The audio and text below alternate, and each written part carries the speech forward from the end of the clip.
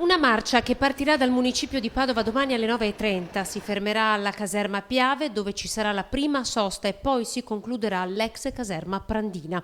L'obiettivo è chiedere all'amministrazione comunale di restituire al territorio edifici militari dismessi e richiamare l'attenzione sulla necessità di essere una città dell'accoglienza. Soprattutto vuole parlare di una città di pace, una città di diritti, una città di accoglienza e quindi sono tutte le associazioni che si riconoscono in questo progetto.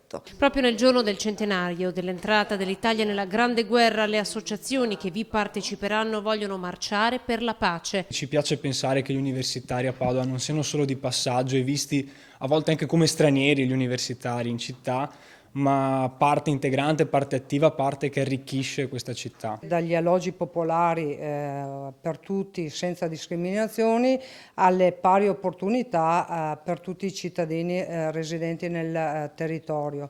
È chiaro che i temi della pace la CGIL non può esattamente mancare. Tra gli obiettivi del collettivo anche il recupero dell'ex caserma Romagnoli di Chiesa Nuova che Legambiente vorrebbe destinare a parco in cui i profughi potrebbero lavorare per avere un ruolo attivo in città.